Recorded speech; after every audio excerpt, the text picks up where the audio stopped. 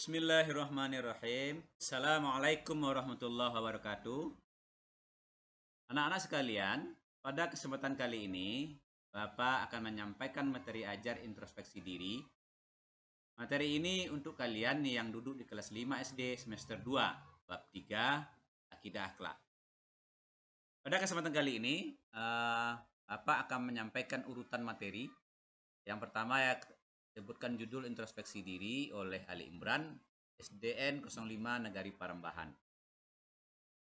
Yang pertama, daftar isi. Yang pertama, pengertian introspeksi diri. Kedua, tujuan introspeksi diri. Ketiga, fungsi introspeksi diri. Keempat, refleksi pembelajaran. Dan yang kelima, kesimpulan. Baik, kita masuk ke pengertian. Apa itu introspeksi diri? Introspeksi diri adalah proses merenungkan untuk menilai apakah tindakan, perasaan, dan pikiran kita sudah sesuai dengan ajaran agama. Selanjutnya, tujuan introspeksi diri. Tujuan introspeksi diri adalah agar kita bisa melihat dan mengevaluasi diri sendiri, mengetahui apakah tindakan kita sudah baik atau belum, dan berusaha memperbaikinya. Dengan introspeksi diri, kita bisa menjadi lebih baik dalam beribadah kepada Allah dan dalam berperilaku terhadap sesama. Selanjutnya, fungsi introspeksi diri. Fungsi introspeksi diri adalah untuk membantu kita mengetahui apakah perbuatan kita sudah baik atau buruk, sehingga kita bisa memperbaiki diri. Introspeksi diri juga membantu kita menjadi lebih baik dalam beribadah kepada Allah dan lebih baik dalam bersikap terhadap orang lain. Selanjutnya, refleksi pembelajaran. Pemahaman tentang introspeksi diri. Setelah mengikuti pembelajaran ini, saya semakin memahami pentingnya introspeksi diri. Introspeksi diri membantu saya mengenali kesalahan yang telah dilakukan dan memberikan kesempatan untuk memperbaiki diri. Dengan merenungkan tindakan saya menjadi lebih sadar terhadap sikap saya terhadap orang lain dan lingkungan. Yang kedua, penerapan dalam kehidupan sehari-hari.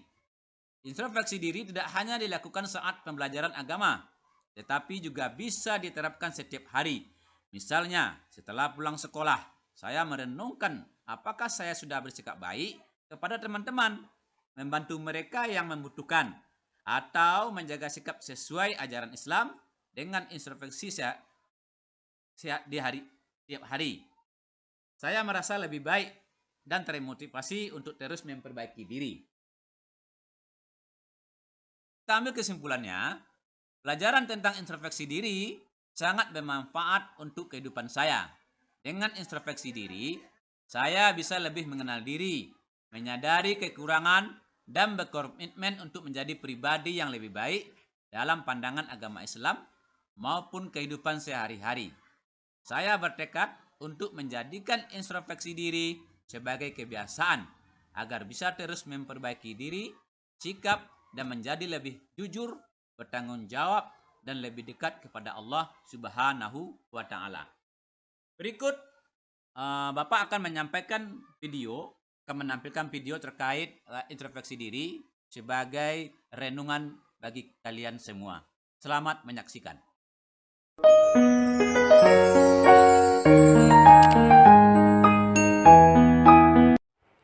Coba engkau perhatikan gambar berikut ini. Apa yang engkau lihat dari gambar tersebut? Sebagian besar kita pasti melihat adanya sebuah titik yang berada di tengah, kan? Apakah engkau tidak melihat gambar yang lain? Padahal di sana ada warna putih yang lebih banyak dibandingkan dengan titik hitamnya. Kebanyakan orang memang lebih mudah untuk melihat satu keburukan daripada melihat 1000 kebaikan atau bahkan melupakan kebaikan lainnya. Mengapa demikian? Apa hidup mereka kurang bahagia? Apa mungkin menceritakan keburukan orang lain adalah hal yang menyenangkan bagi mereka? Jika kita merasa hal yang sama seperti mereka, mari kita introspeksi diri. Pasti ada yang salah pada hati kita.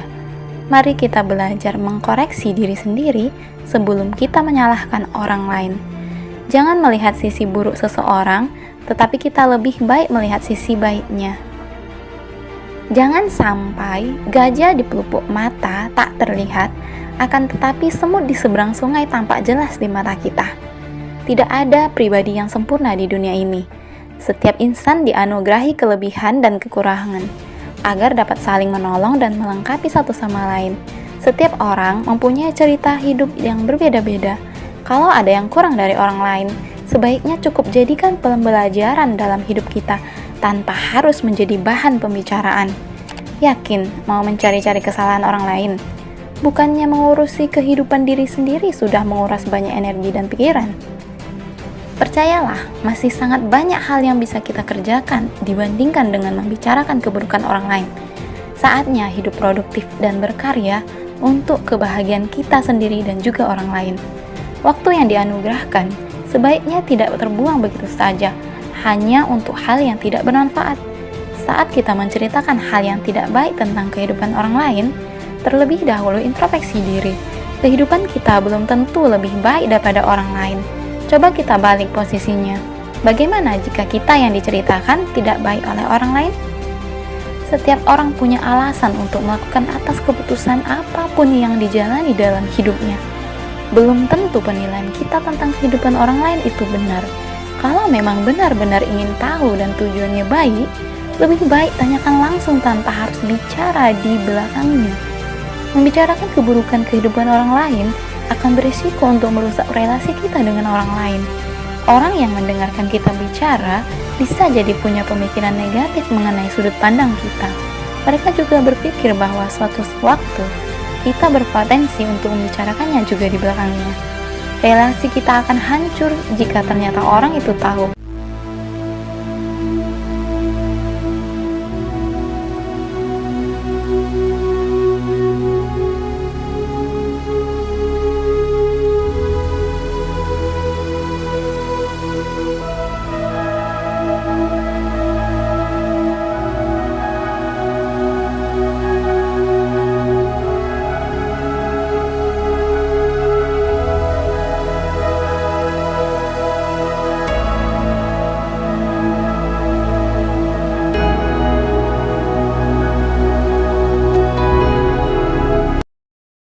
Kesimpulan dari video yang Bapak tampilkan tadi, yaitu yang pertama, kadang kita hanya melihat kesalahan orang lain, tetapi kesalahan diri kita tidak terlihat oleh diri kita sendiri. Yang kedua, setiap ada persoalan sebaiknya kita musyawarahkan terlebih dahulu, jangan terlalu cepat memberi penilaian. Maka, apa yang kita lakukan dalam kehidupan ini perlu introspeksi diri untuk memperbaiki diri kita.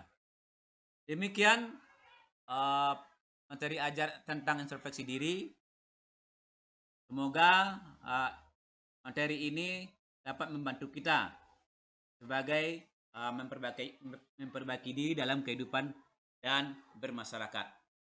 Assalamualaikum warahmatullahi wabarakatuh.